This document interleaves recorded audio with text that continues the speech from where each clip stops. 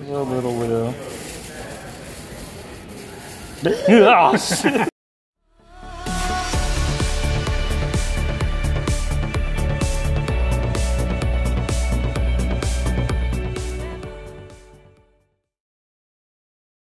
Now that the engine is running, it's onto the brakes. The plan is to take the brakes from the white car, clean them up, and then throw them into the blue car. Little backstory, I'm kinda hating brake jobs right now. For the past couple weeks, that's all I've been really doing. Did the brakes on the Cressetta, did the brakes on the Starion. Right, I bought a Starion, or a Chrysler Conquest. I'll probably have a video of that later. And now I'm doing the brakes for the 86.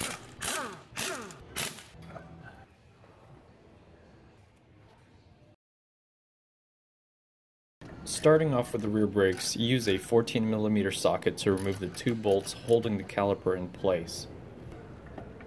You can now move that to the side, and the rotor should come off fairly easy.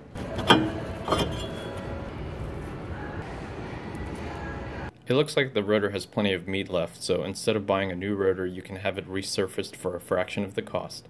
Next is the rubber line to the hardline fitting. For this, I highly recommend using a 10mm flare wrench. Fittings, especially old ones, gets chewed up by everything else. Using a long flathead screwdriver and hammer, tap out the locking clip that holds the line in place.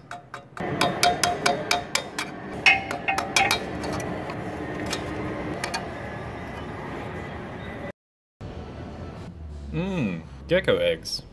Gonna save that for later. Tap out the brake pads. Looks good. How's the other side? Meaty. Might as well take the anti-rattle clips.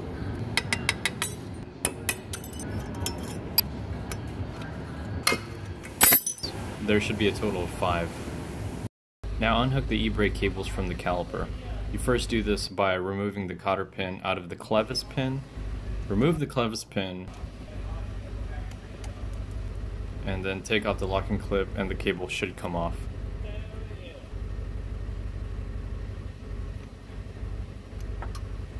On to the front side. Spray some WD-40 ahead of time on those rusted bolts and a bit on the grease cap. Using preferably a chisel and not a flathead, along with a hammer, remove the grease cap. Remove the cotter pin, the nut lock, the adjusting nut, and the thrust washer. Thrust washer.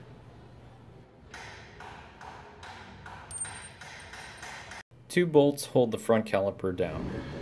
One here and one there. Both are 17mm.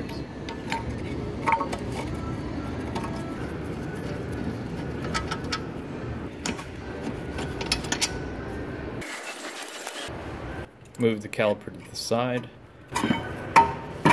Please don't let it just hang there like what I'm doing. Use a rope or bungee cord to have it hanging not from the rubber lines. If you followed all the steps correctly, the rotor and hub should slide right out. Oh, outer bearing. That'll fall out. The brake line to the caliper should be a 17mm. Like I said, use a flare wrench. This is not a flare wrench. Maybe it would have been smarter if I had the caliper bolted on. Or f*** it and disconnect the rubber line from the hard line. Use a 10mm flare and a 17mm flare. Good job, Noel. This is how you use a flathead to remove a locking clip. And now the caliper comes off. 4 14mm bolts hold the hub onto the rotor.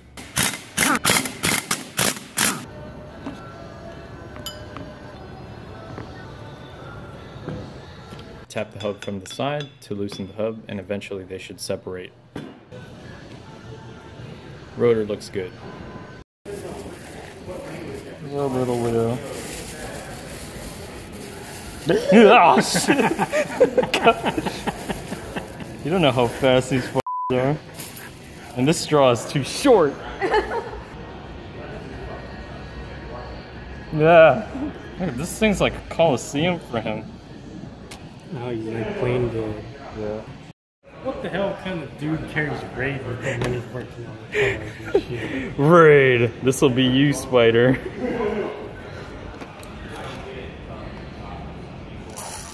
I missed. There you go.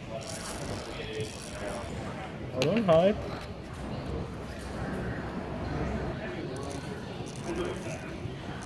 Sorry, buddy. At least I didn't burn you alive. Oh man. I've seen the crazy ass project he gets into, I'm sorry.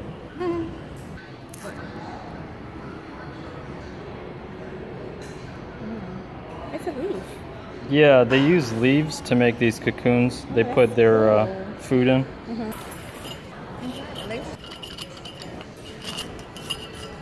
Oh, shit.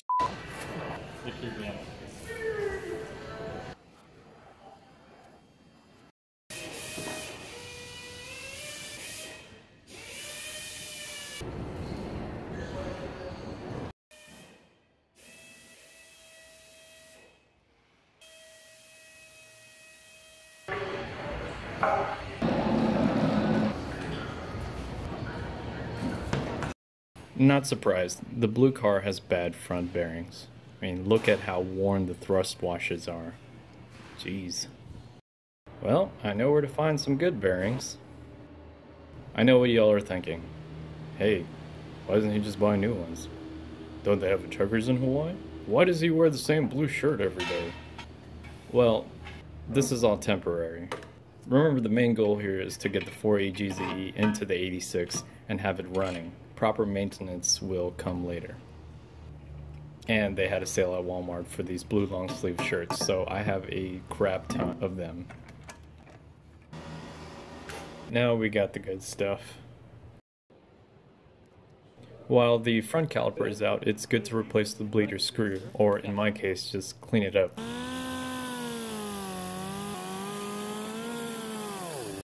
And as for that stubborn brake line, well, now I can put that son of a bitch on a table vise and break it loose.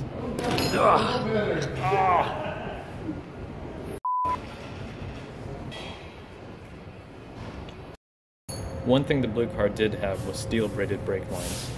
This I will keep. And since I'm reusing the brake pads, it's good to sand them down prior to installation.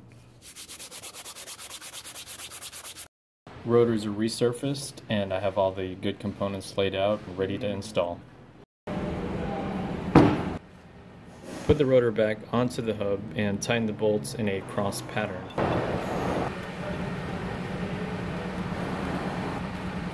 Torque everything down to 47 foot-pounds. I installed the caliper onto the brake lines first.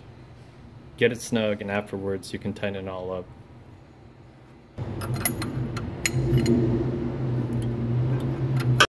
Get some appropriate bearing grease and slather that onto the spindle along with the outer bearing and inside of the hub.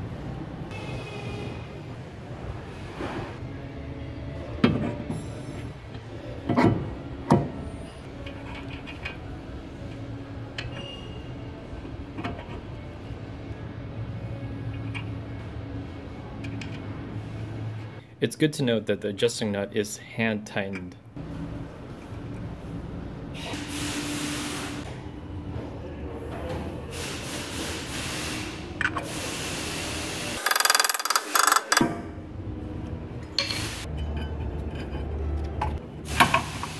Do not forget that spacer on that bolt.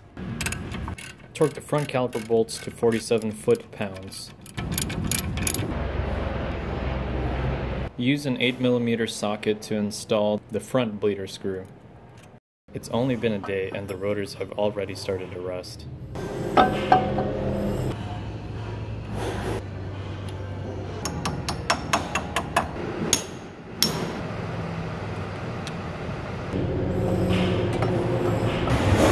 Again, don't forget the spacer on that bolt. These anti-rattle clips that I have go in a certain way, so please make sure yours are installed properly.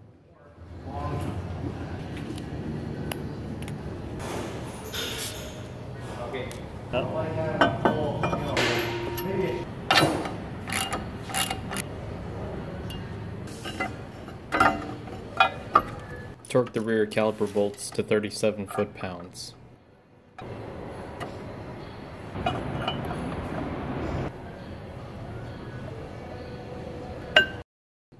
Not sure what happened to the rest of the footage, but it was just me bleeding the system, which went well.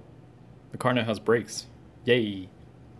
And if you're wondering why I didn't go into detail about the front caliper, it's because I didn't really do anything with it. From what I saw physically, it seemed fine, and I just bolted it right up. Videos of car moving now? No.